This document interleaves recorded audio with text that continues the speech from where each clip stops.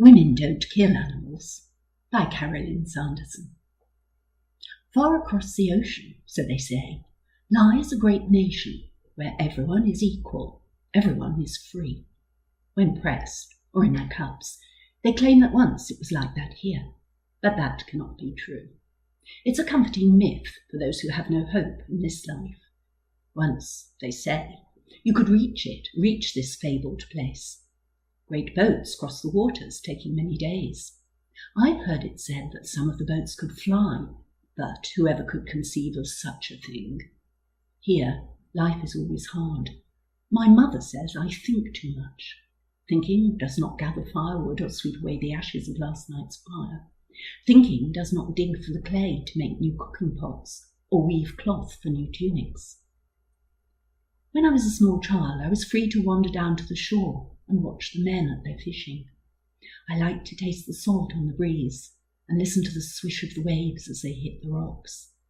I would sit, my toes burrowing into the wet sand, watching and thinking about the stories I'd heard of a time before the world became a different place and the great waters swelled. Others were watching too, mostly boys. I sat apart from them. One day the tall one with the strangely coloured hair came over to where I was sitting. "You're a girl," he said. I stared at him. It was something I knew and didn't know. Of course, I knew that my body was made differently. Having brothers had shown me that. Having sisters had shown me that there were things girls must do, and many that they must not. Girls would grow to be like their mothers, tending the home, bringing babies out of their bellies, offering the men the first of all the food they prepared, and going hungry if there wasn't enough. What I didn't know was why. Why did being a girl mean you didn't get to go fishing when you were big enough, or sit late at night around the fire drinking the beer the women made? Why was my father all powerful in our home, while my mother cooked and cleaned and ensured we had warm clothes when the nights turned chilly, but was allowed no opinions of her own? It always seemed to me that we could have lived perfectly well without my father telling us what was permitted and what wasn't, but we wouldn't have survived a single day without our mother's care. So when the strange boy accused me of being a girl that day, and I both knew and didn't know, it was because I was too young to know why that made me different. We both had arms and legs and feet to run with. We both liked to dance and sing and listen to the stories. If anyone was different, it was him, with his hair the colour of polished copper, whipping round his face in the ocean breeze. "So," I said, "so what are you doing here?" "What are you doing?" I countered.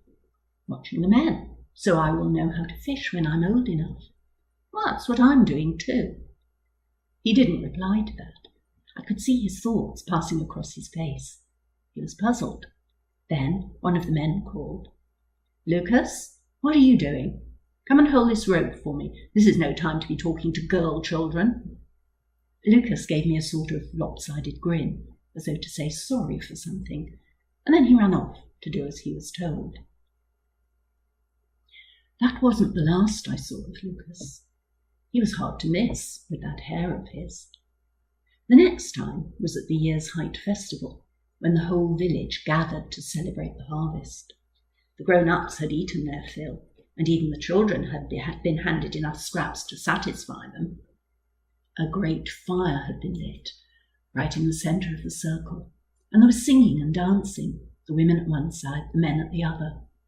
I thought my father looked most undignified, but when I looked closely I could see that everyone's father looked like that. We children made our own music, just outside the circle, with drums fashioned from animal skins, which we stretched across the cooking pots we'd smuggled from the kitchen. Some of the older ones played on reed pipes, and there was laughter and singing and storytelling of the boastful kind that small children indulge in. "My father killed a wild boar last week." "My father killed 2 wild boars." "My father felled an oak tree, all by himself, and he built a boat out of it." I decided to join in. "My mother killed a wolf that was attacking the flock." There was general laughter. "No, she didn't." "Yes, she did." "She couldn't have. Not your mother." More laughter. I could feel the hot tears springing. and I looked around for help. Then he was there, the boy with hair that gleamed red in the firelight. "Come with me." He led and I followed, over to where the grown-ups had settled back in their seats. Ducking down, he crawled beneath one of the tables, and I piled in after him, a little clumsily. Above our heads, mugs of beer were slammed onto the wooden boards, making us jump, and then the voices of people enjoying themselves became a background murmur. "Why did you say that? About your mother?" "It's true, she did." "No, it's not." "Yes, it is." He gave a sort of patient sigh like my father does sometimes. He was older than me, and he was a boy. She couldn't have. Women don't kill animals. It was only later, after we had become friends, that I discovered who his father was. It was another festival, another time of hiding under tables. We'd discovered that this was the way to hear things we weren't supposed to know. "There's news from up north. The headman has called a meeting." The speaker was one of the important men, a village elder. I recognised his voice, for he was often at our house giving my father a hard time. We were falling behind in our share. Then we heard a blast on the horns that meant something important was about to happen. Lucas and I put our fingers in our ears against the noise until it ceased, and held our breath as we saw the village elder's feet planted firmly on the ground right in front of us. There was a general shuffling as all the rest of the men got to their feet, and the women, who were already on their feet, serving the food, moved off as swiftly as they could towards the women's house. I had never seen the village headman before, but even without his richly decorated cloak and staff of office, I would have guessed who he was, for he stood straight and tall and perfectly at ease in his own body. This was not a man who laboured in the fields. His hands, resting on the staff, showed pale, clean skin. My eyes travelled up from ground level where I lay, finally reaching his hair and beard. They were the colour of copper. Lucas groaned. "Oh!" "Now I'm for it. Your father?" He nodded. "Just keep still." The headman spoke of messengers who had arrived, ahead of a great body of people in search of new lands. They claimed they came in peace, but according to our own spies, they came prepared for war. That made sense to me, as I always tried to be prepared for any eventuality. So, on cloudy days, I still took a covering with me in case the sun's harmful rays should suddenly blaze through the clouds. It didn't mean that I knew for certain what the weather would do, but I was ready for whatever happened. There was a great deal of discussion afterwards, which Lucas and I were too sleepy to follow, until, eventually, we heard the headman say, "I thank you, men of this land. We've heard many voices raised in favour of war, and some in favour of waiting to see what these strangers want. We'll meet again tomorrow for further debate. For now, let our festivities resume." A cheer erupted at this pronouncement, and the women reappeared, as if by magic, carrying jugs of beer and boards piled high with fruits and food of all kinds. The storyteller rose to his feet, and there was more cheering and some stamping of feet. He was popular with everyone, but I had never really listened to his stories before. That night I did. That is when I first learned of the great catastrophe, the thing that had changed our whole world. This was in the time before, when women had been in charge, and they had become greedy. They had wanted more and more, and the men had been forced to burn up the ancient buried forests to make the things the women demanded. The burning had changed the sky above our heads, had caused the great floodwaters to swell, but still the women refused to acknowledge the harm they were doing. They had formed armies and squabbled with their neighbours over the very land beneath their feet, even as the skies thinned and the waters rose. So when the world drew its breath and the floodwaters settled, the gods declared that from that day and forever, women were to be subservient to men. They were still needed, though. The population had fallen after the great catastrophe, and so women had their uses. There was crude laughter from the men at this, that I didn't understand at the time. When I got home, troubled by the news from the north and the words of the storyteller, my mother gave me a different version. It was men who had fought wars and made things that were not needed, while the world became hotter and hotter until the great weather systems boiled over and melted the world's ice. She told me great cities were buried beneath the waves around our shores, and that our land once held many more people until sickness and disease took their toll. Then, carefully checking that my father was not yet heading back, and warning my sisters to say nothing, she led me to the women's house, the secret place the men were not allowed to enter. When I asked Lucas later why the men weren't curious about the women's house, he said it was because they couldn't believe that women might possess anything of value. But he didn't say it unkindly, just as a matter of fact. My mother led me to the room that housed the sacred books and took one down from the shelf. As she opened it, I saw that the pages were yellowing and the print was fading, but I could make out the lines and lines of black symbols, which she told me were words. She followed them with her eyes, and the words that came from her mouth were not her own, but those of people, men and women, of 100 or more years ago. She promised me then, and later kept her promise, that she would teach me the skill of reading, which her mother had taught her. She, in turn, had been taught by her mother, and so on through the generations. This was how knowledge had been preserved. But, she warned me, all who learn this skill are pledged to keep it secret from the men. What? I was stunned.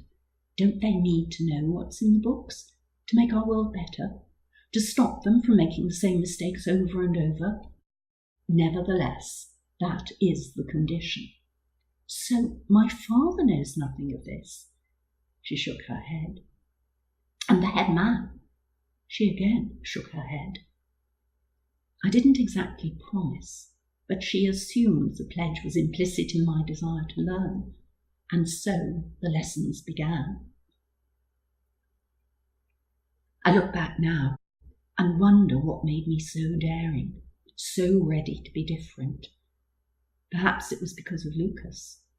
Had I been a boy, I wouldn't have been deemed a fit companion because of my father's lowly status.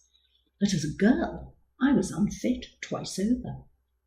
Somehow, the double transgression of the norms of our society seemed to cancel each other out in his mind, and so our friendship continued.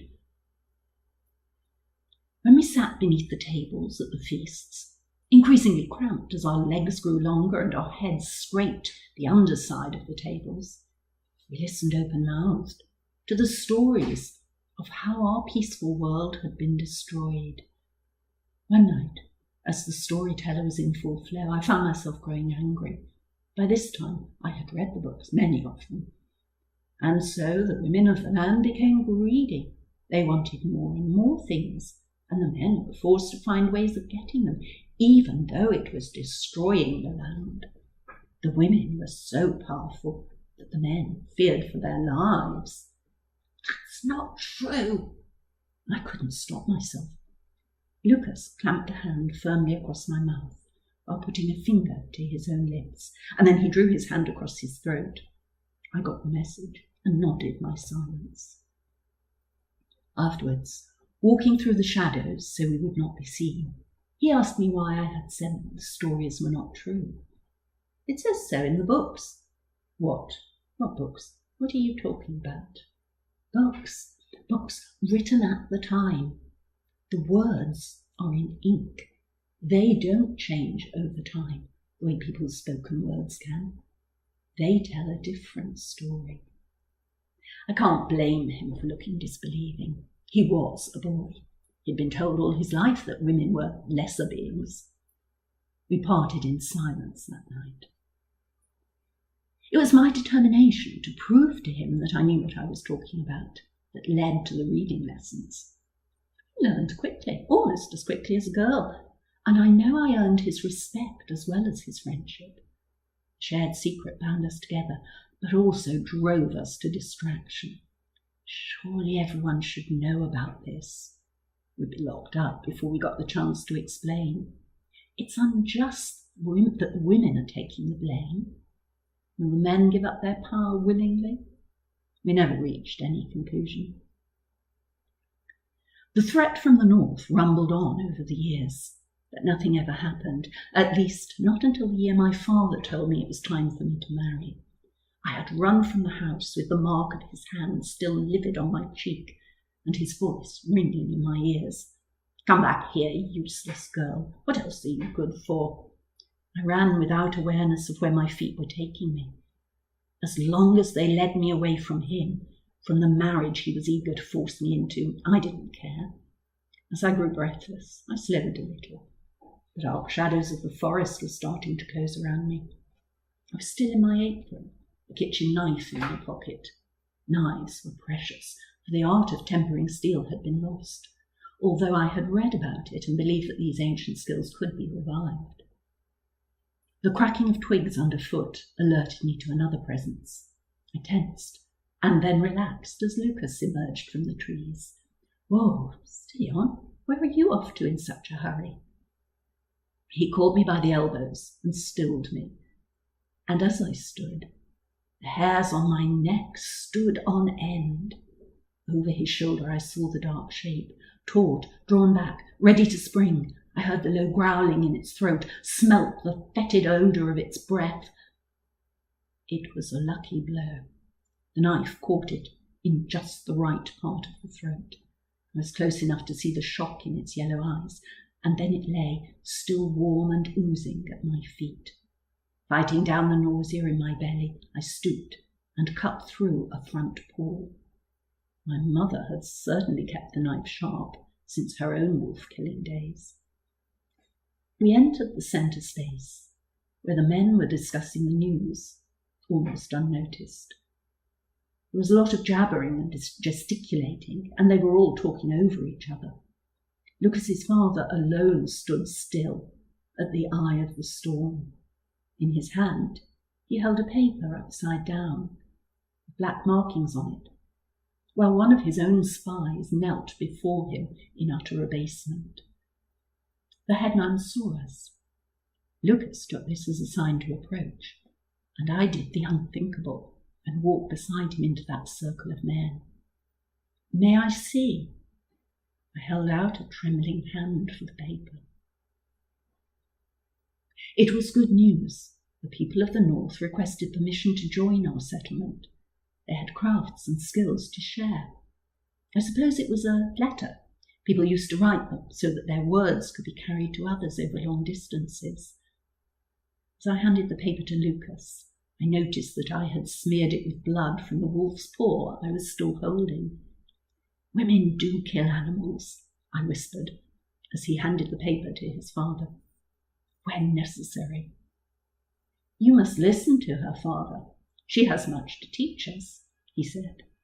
Turning to the assembled men, he shouted, "There will be no war." And I echoed his words, "There will be no war."